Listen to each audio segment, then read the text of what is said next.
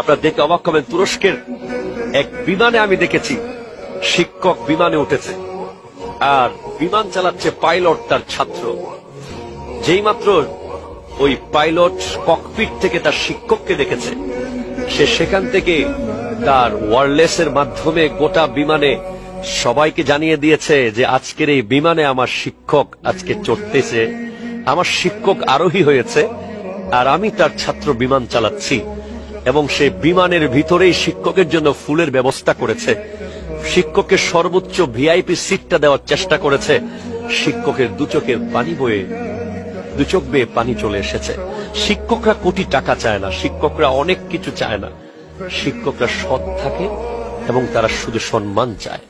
তারা চায় তাদের ছাত্ররা পরিচয় দেয় যে আমার শিক্ষক।